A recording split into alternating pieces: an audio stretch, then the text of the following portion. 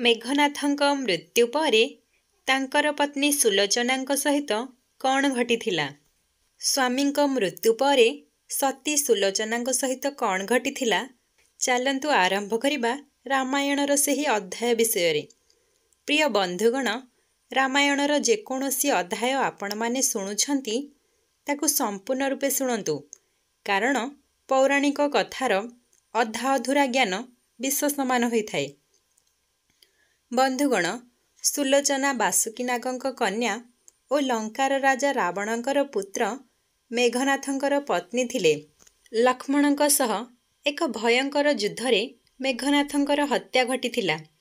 ତାଙ୍କର କଟା ମୁଣ୍ଡକୁ ଭଗବାନ ରାମଙ୍କ ଶିବିରକୁ ଅଣାଯାଇଥିଲା।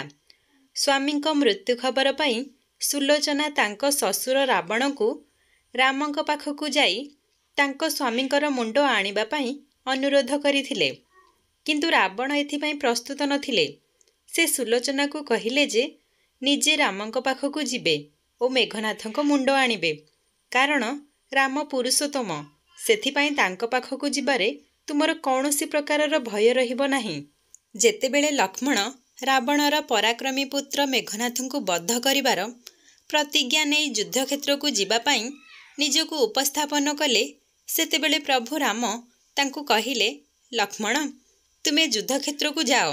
ତୁମର ବୀରତ୍ୱ ଏବଂ ଯୁଦ୍ଧ କୌଶଳ ଦ୍ୱାରା ରାବଣର ପୁତ୍ର ମେଘନାଥକୁ ବଧ କରିବ, ଏଥିରେ ମୋର କୌଣସି ସନ୍ଦେହ ନାହିଁ। କିନ୍ତୁ ଗୋଟିଏ କଥା ମନେ ରଖିବାକୁ ହେବ ଯେ ମେଘନାଥର ମୁଣ୍ଡ କେବେ ବି ଭୂମିରେ ପଡ଼ିବା ଉଚିତ ନୁହେଁ, କାରଣ ମେଘନାଥ ଜଣେ ନାରୀବ୍ରତ ଅର୍ଥାତ୍ ପତିବ୍ରତା ପାଳନକାରୀ ସ୍ୱାମୀ ଅଟନ୍ତି ଏବଂ ତାଙ୍କ ସ୍ତ୍ରୀ ତାଙ୍କ ସ୍ୱାମୀଙ୍କ ପ୍ରତି ଅତ୍ୟନ୍ତ ସମର୍ପିତ।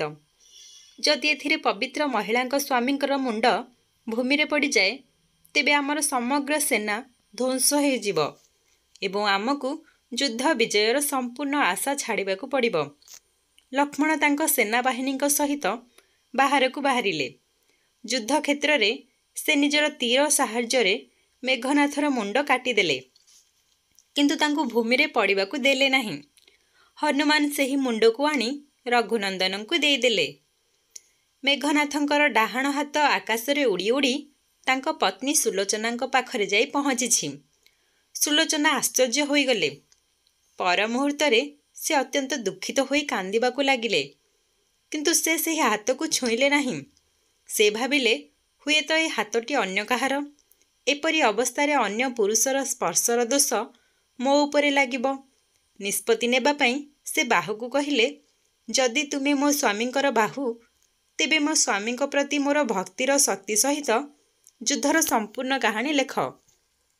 ଦାସୀ ତାଙ୍କ ହାତରେ କଲମଟି ଦେଲା। ବାହୁ ଲେଖିଲା, ମୋର ପ୍ରିୟତମା, ଏହି ବାହୁ ମୋର। ଶ୍ରୀରାମ ଓ ତାଙ୍କ ଭାଇ ଲକ୍ଷ୍ମଣଙ୍କ ସହିତ ମୁଁ ଯୁଦ୍ଧ କରିଥିଲି। ମୋତେ ବର ମିଳିଥିଲା, ଯେଉଁ ବ୍ୟକ୍ତି 12 ବର୍ଷ ଧରି ସ୍ତ୍ରୀ, ଖାଦ୍ୟ ଓ ନିଦ୍ରା ତ୍ୟାଗ କରିଥିବେ, ସେ ହିଁ ମୋତେ ମାରିପାରିବେ। ଶ୍ରୀରାମଙ୍କର ଭାଇ ଲକ୍ଷ୍ମଣ ବହୁ ବର୍ଷ ଧରି ସ୍ତ୍ରୀ, ଖାଦ୍ୟ ଓ ନିଦ୍ରା ତ୍ୟାଗ କରିଛନ୍ତି। ସେ ତେଜସ୍ୱୀ ଓ ସମସ୍ତ ଦିବ୍ୟ ଗୁଣରେ ପରିପୂର୍ଣ୍ଣ। ଲଢ଼େଇରେ ମୋର ତାଙ୍କ ଉପରେ କୌଣସି ନିୟନ୍ତ୍ରଣ ନଥିଲା। ଶେଷରେ ତାଙ୍କ ତୀର ଦ୍ୱାରା ବିଦ୍ଧ ହେବା ପରେ ମୁଁ ମରିଗଲି। ମୋର ମୁଣ୍ଡକୁ ହନୁମାନ ଶ୍ରୀରାମଙ୍କ ନିକଟରେ ରଖିଛନ୍ତି। ସ୍ୱାମୀଙ୍କ ହାତରେ ଲେଖାଯାଇଥିବା ଧାଡ଼ିଗୁଡ଼ିକ ପଢ଼ି ସୁଲୋଚନା ଚିନ୍ତିତ ହୋଇଗଲେ। ତାଙ୍କର ପୁତ୍ରବଧୂଙ୍କର ବିଳାପ ଶୁଣି ରାବଣ କହିଲେ, ଶୋକ କର ନାହିଁ ଝିଅ। ସକାଳ ହେବା ମାତ୍ରେ ମୋର ତୀର ଦ୍ୱାରା ହଜାର ହଜାର ମୁଣ୍ଡ କାଟ ହେବ। ମୁଁ ରକ୍ତର ନଦୀ ବୁହାଇବି। ସୁଲୋଚନା କରୁଣା ଭାବରେ କାନ୍ଦି କାନ୍ଦି କହିଲା, କିନ୍ତୁ ଏଥିରୁ ମୋର କ'ଣ ଲାଭ ହେବ? ହଜାର ହଜାର କଥା ଭୁଲିଯାଅ। କୋଟି କୋଟି ମୁଣ୍ଡ ମଧ୍ୟ ମୋ ପ୍ରଭୁଙ୍କ ଅନୁପସ୍ଥିତିକୁ ପୂରଣ କରିପାରିବ ନାହିଁ। ସୁଲୋଚନା ନିଷ୍ପତ୍ତି ନେଲେ ଯେ ତାଙ୍କୁ ଏବେ ସତୀ ହେବାକୁ ପଡ଼ିବ, କିନ୍ତୁ ତାଙ୍କ ସ୍ୱାମୀଙ୍କ ମୃତଦେହ ରାମଙ୍କ ପାଖରେ ଥିଲା। ତେବେ ସେ କିପରି ସତୀ ହୋଇପାରିବେ? ଯେତେବେଳେ ସେ ତାଙ୍କ ଶ୍ୱଶୁର ରାବଣଙ୍କୁ ତାଙ୍କ ଉଦ୍ଦେଶ୍ୟ ଜଣାଇଲେ ଏବଂ ତାଙ୍କ ସ୍ୱାମୀଙ୍କ ଶରୀର ଫେରାଇ ଆଣିବାକୁ କହିଲେ, ଏହା ଶୁଣି ରାବଣ ଉତ୍ତର ଦେଲା, ଦେବୀ, ତୁମେ ନିଜେ ଶ୍ରୀରାମଙ୍କ ପାଖକୁ ଯାଅ।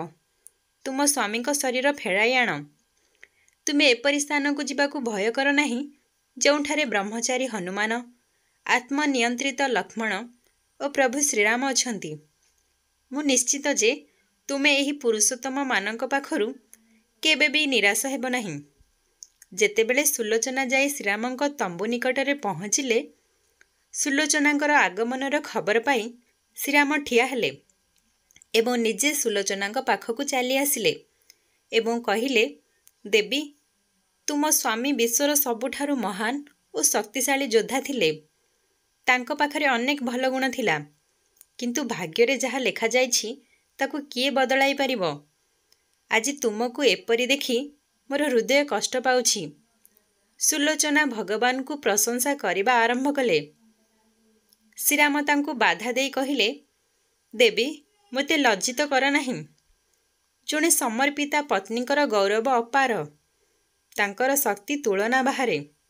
ମୁଁ ଜାଣେ ଯେ ତୁମେ ଜଣେ ପରମ ସତୀ। ତୁମର ପତିବ୍ରତାରେ ଏ ପୃଥିବୀ ମଧ୍ୟ କମ୍ପିତ ହୁଏ। ମୁଁ ତୁମର କିପରି ସାହାଯ୍ୟ କରିପାରିବି କୁହ? ସୁଲୋଚନା ଲୁହଭରା ଆଖିରେ ପ୍ରଭୁଙ୍କୁ ଚାହିଁ କହିଲେ, ହେ ରାଘବେନ୍ଦ୍ର, ମୁଁ ସତୀ ହେବାକୁ ଓ ମୋ ସ୍ୱାମୀଙ୍କର ମୁଣ୍ଡ ନେବାକୁ ଏଠାକୁ ଆସିଛି। ଶ୍ରୀରାମ ଶୀଘ୍ର ସମ୍ମାନର ସହିତ ମେଘନାଥର ମୁଣ୍ଡ ତାଙ୍କୁ ଦେଇଦେଲେ। ସ୍ୱାମୀଙ୍କ କଟା ମସ୍ତକ ଦେଖି ସୁଲୋଚନାଙ୍କ ହୃଦୟ କୋହରେ ଫାଟି ପଡ଼ିଲା। ତାଙ୍କ ଆଖିରୁ ପ୍ରବଳ ଲୁହ ଝରିବାକୁ ଲାଗିଲା। କାନ୍ଦି କାନ୍ଦି ସେ ପାଖରେ ଠିଆ ହୋଇଥିବା ଲକ୍ଷ୍ମଣକୁ ଚାହିଁ କହିଲେ, ହେ ସୁମିତ୍ରାନନ୍ଦନ, ତୁମେ ଭୁଲରେ ମଧ୍ୟ ଗର୍ବ କର ନାହିଁ ଯେ ତୁମେ ତାଙ୍କୁ ହତ୍ୟା କରିଛ। ମୋ ପ୍ରଭୁଙ୍କୁ ହତ୍ୟା କରିବାର ଶକ୍ତି ଦୁନିଆରେ କାହାର ମଧ୍ୟ ନଥିଲା। ଏହା ତ ଥିଲା ଦୁଇଜଣ ପତିବ୍ରତା ମହିଳାଙ୍କର ଭାଗ୍ୟ। ତୁମ ସ୍ତ୍ରୀ ଜଣେ ପତିବ୍ରତା ଏବଂ ମୁଁ ମଧ୍ୟ ମୋ ସ୍ୱାମୀଙ୍କ ପାଦତଳେ ସମର୍ପିତ, ତାଙ୍କର ଅନ୍ୟନ ଭକ୍ତ। କିନ୍ତୁ ଦୁର୍ଭାଗ୍ୟବଶତଃ ମୋ ସ୍ୱାମୀ ଜଣେ ପର ସ୍ତ୍ରୀକୁ ଅପହରଣ କରି ତାଙ୍କ ପାଇଁ ଯୁଦ୍ଧକୁ ଯାଉଥିବା ବାପାଙ୍କର ଖାଦ୍ୟ ଖାଉଥିଲେ।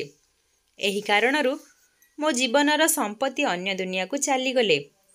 ରାମଙ୍କ ଶିବିରରେ ସୁଲୋଚନାଙ୍କୁ ଦେଖି ଯୋଦ୍ଧାମାନେ ଆଶ୍ଚର୍ଯ୍ୟ ହୋଇଗଲେ। ସେମାନେ ବୁଝିପାରିଲେ ନାହିଁ ଯେ ସୁଲୋଚନା କିପରି ଜାଣିଲେ ତାଙ୍କ ସ୍ୱାମୀଙ୍କର କଟା ମସ୍ତକ ଭଗବାନ ରାମଙ୍କ ପାଖରେ ଅଛି। ମନର ଜିଜ୍ଞାସାକୁ ପୂରଣ କରିବା ପାଇଁ ସୁଗ୍ରୀବ ପଚାରିଲେ, ମେଘନାଥଙ୍କର ମୁଣ୍ଡ ଶ୍ରୀରାମଙ୍କ ଶିବିରରେ ଅଛି ବୋଲି ସେ କିପରି ଜାଣିଲେ?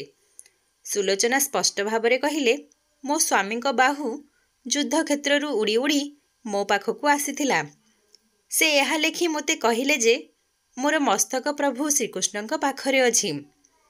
ବ୍ୟଙ୍ଗ ସୁଗ୍ରୀବ ପରିହାସ କରି କହିଲେ, ଯଦି ଏକ କଟା ନିର୍ଜୀବ ହାତ ଲେଖିପାରେ, ତେବେ ଏହି କଟା ମୁଣ୍ଡ ମଧ୍ୟ ହସିପାରିବ। ଶ୍ରୀରାମ କହିଲେ, ବନ୍ଧୁ, ଅଯଥା କଥାରେ ମନ ଦିଅ ନାହିଁ। ତୁମେ ଜଣେ ପତିବ୍ରତା ସ୍ତ୍ରୀର ମହିମା ଜାଣ ନାହିଁ। ଶ୍ରୀରାମଙ୍କ ମୁହଁ ଦେଖି ସୁଲୋଚନା ତାଙ୍କ ଭାବନାକୁ ବୁଝିପାରିଲେ ଏବଂ କହିଲେ, ମୁଁ ମୋ କାୟା ମନ ବାକ୍ୟରେ ମୋ ସ୍ୱାମୀଙ୍କୁ ଈଶ୍ୱର ବୋଲି ମାନିଥିବି, ତେବେ ମୋ ସ୍ୱାମୀଙ୍କର ଏ ନିର୍ଜୀବ ମୁଣ୍ଡ ମଧ୍ୟ ହସିବ। ସୁଲୋଚନାଙ୍କ କହିବା ଶେଷ ହେବା ମାତ୍ରେ କଟା ମୁଣ୍ଡ ଜୋରରେ ହସିବାକୁ ଲାଗିଲା। ଏହା ଦେଖି ସମସ୍ତେ ସ୍ତବ୍ଧ ହୋଇଗଲେ। ସମସ୍ତେ ସମର୍ପିତ ପତ୍ନୀ ସୁଲୋଚନାଙ୍କୁ ସମ୍ମାନ ଜଣାଇଥିଲେ। ସେ ଭକ୍ତିର ମହିମା ବିଷୟରେ ସମସ୍ତେ ସଚେତନ ହେଲେ। ଯିବା ସମୟରେ ସୁଲୋଚନା ଶ୍ରୀରାମଙ୍କୁ ପ୍ରାର୍ଥନା କଲେ, ହେ ପ୍ରଭୁ, ଆଜି ମୋ ସ୍ୱାମୀଙ୍କର ଶେଷ କୃତ୍ୟ ହେଉଛି ଏବଂ ମୁଁ ତାଙ୍କ କଟା ମୁଣ୍ଡକୁ ଧରି ତାଙ୍କ ପିତାଙ୍କ ନିକଟକୁ ଭେଟିବାକୁ ଯାଉଛି। ତେଣୁ ଆଜି ଯୁଦ୍ଧ ବନ୍ଦ ହେବା ଉଚିତ। ଶ୍ରୀରାମ ସୁଲୋଚନାଙ୍କ ପ୍ରାର୍ଥନା ଗ୍ରହଣ କଲେ। ସୁଲୋଚନା ତାଙ୍କ ସ୍ୱାମୀଙ୍କର କଟାମୁଣ୍ଡ ଧରି ଲଙ୍କା ଫେରି ଆସିଲେ। ଲଙ୍କାର ସମୁଦ୍ର କୂଳରେ ଏକ ଚନ୍ଦନ ଚିତା ପ୍ରସ୍ତୁତ କରାଗଲା। ସ୍ୱାମୀଙ୍କର କଟାମୁଣ୍ଡକୁ କୋଳରେ ଧରି ସୁଲୋଚନା ଚିତା ଉପରେ ବସିଗଲେ। କିଛି କ୍ଷଣ ମଧ୍ୟରେ ସୁଲୋଚନା ସ୍ୱାମୀଙ୍କ ସହିତ ଅଗ୍ନିରେ ଭସ୍ମ ହୋଇଗଲେ।